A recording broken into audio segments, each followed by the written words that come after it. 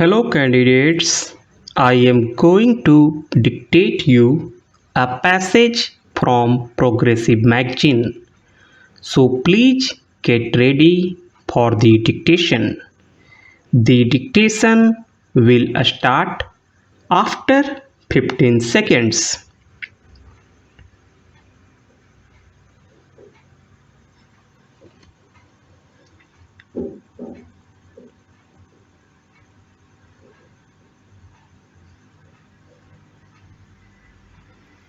I am glad to welcome you to the first meeting of the University Grants Commission. In accordance with one of the recommendation of the Central Advisory Board of Education, the Government of India decided in 1945 to set up a University Grants Committee. The functions of this committee were confined to the three central universities, and it was only an advisory body. There were several non-officials who were members, but they acted on a part-time basis, and there was only one whole-time officer who acted as secretary for the committee.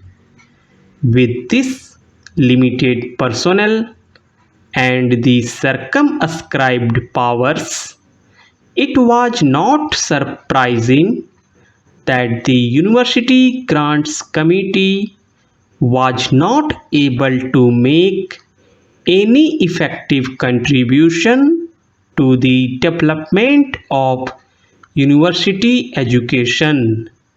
In 1947, the committee was reconstituted with somewhat enlarged membership, but since the functions and the official assistance remained more or less the same, this committee also did not prove effective.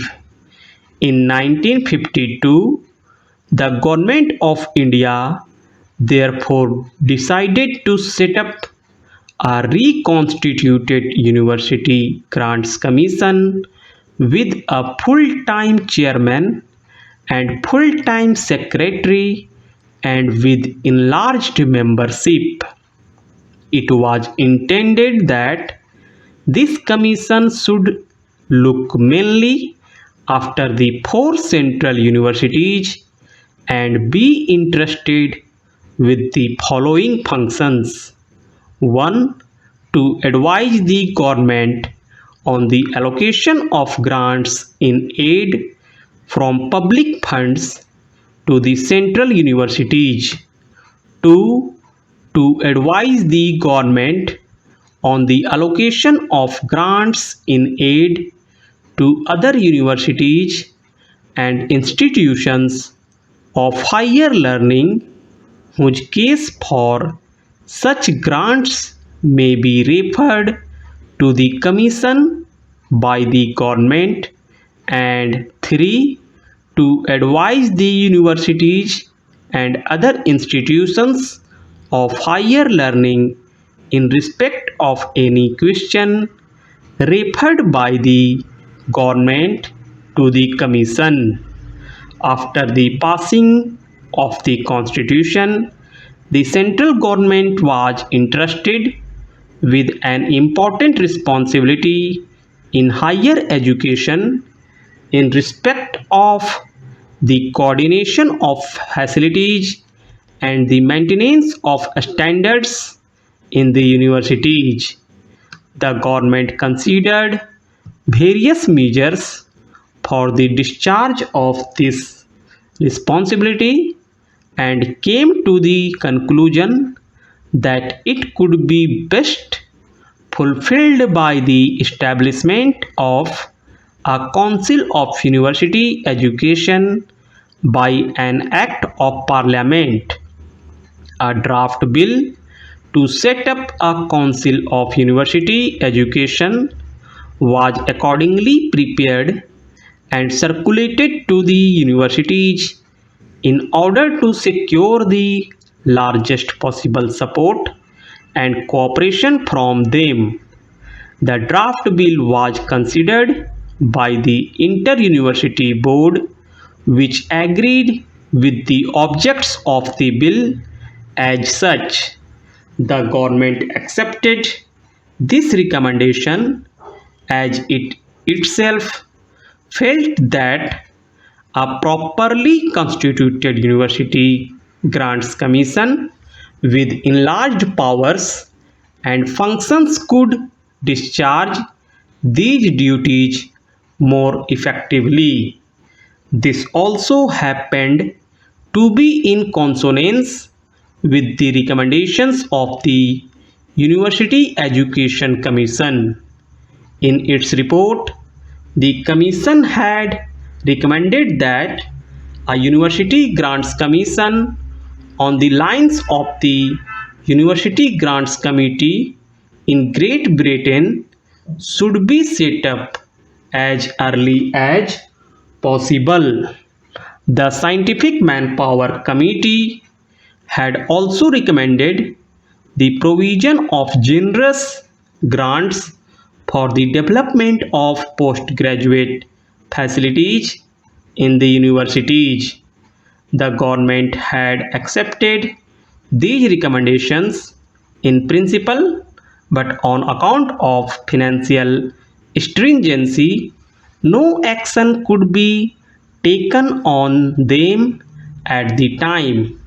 After the acceptance of the 5-year plan, it was known that some funds had been provided for the improvement of university education, and the Ministry of Education considered the time appropriate for the establishment of a University Grants Commission.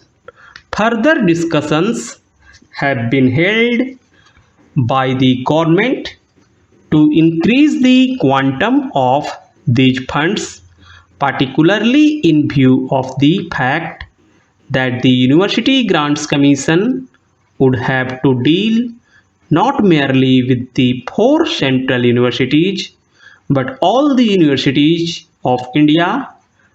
I am happy to announce that we are now in a position to establish a statutory University Grants Commission with larger funds to look after all universities, and this commission will also serve as an instrument of university reform.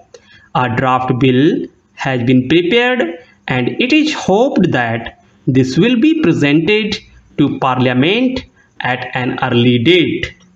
The consideration of the bill by Parliament and its enactment is likely to take some time. The government, however, felt that in view of the growing problems of the universities, immediate action was needed. It has therefore considered it desirable to set up a University Grants Commission in accordance with the resolution of November last and allow it to start functioning immediately. This commission will consist of 5 members and have one person as chairman. In order to ensure that the universities do not look upon it as an external body, it has been decided to associate a number of vice chancellors with it. I am sure you will all agree that this is a momentous decision and will have far reaching influence on the development of university education in India.